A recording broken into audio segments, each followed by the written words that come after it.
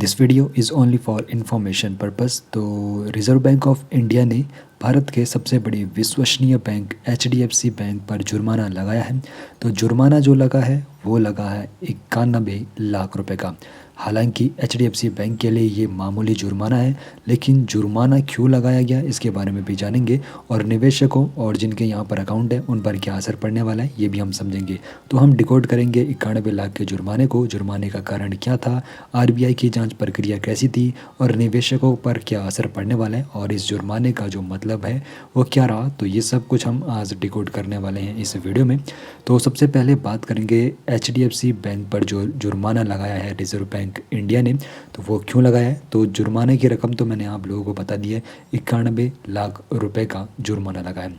तो 28 नवंबर को यहाँ पर रिजर्व बैंक ऑफ इंडिया ने यहाँ पर ये जानकारी दी है, जहाँ पर HDFC बैंक ने कुछ जो रेगुलेशन होते हैं उनको सही तौर पर नहीं किया, जिसकी वजह से रिजर्व बैंक ऑफ इंडिया ने HDFC बैंक पर जुर्माना लगाया है।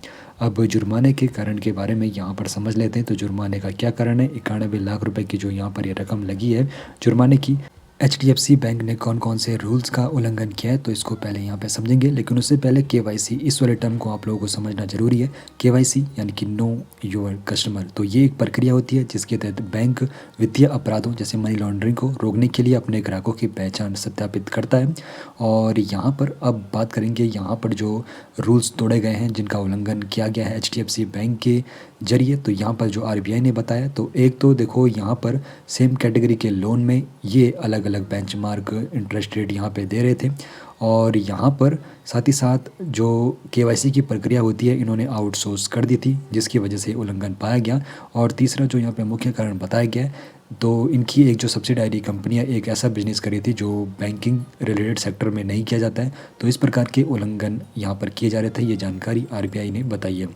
अब यहाँ पर आप लोगों ने जुर्माने का यहाँ पर राशि समझ ली है और जुर्माना किस वजह से लगा है, क्या क्या उल्लंघन किए गए हैं ये भी हमने समझ लिया। अब यहाँ पर हम समझेंगे RBI ने आखिर जांच कैसे शुरू करी और एक यहाँ पर उचित प्रक्रिया इनकी क्या रही, किस प्रकार ये अंतिम निष्कर्ष पर निकले कि इन पर यहाँ पे जुर्माना लगना चाहिए। सबसे पहले रिजर्व बैंक ऑफ इंडिया ने 31 मार्च को एक रूटीन इंस्पेक्शन किया और उस जांच में जो भी कमियां पाई गई थी उसके बाद नोटिस जारी किया गया था। उसके बाद HDFC बैंक ने जो भी जवाब दिया उस पर विचार किया गया और फिर अंत में यहाँ पर आरोपों को सिद्ध होने पर जब आरोप सिद्ध हो गए थे तो उसके बाद RBI ने जुर्माना लगाया और जुर्माने की राशि थी 91 लाख रुपये। अब यहाँ पर सिंपल तौर पर यह प्रक्रिया रही थी।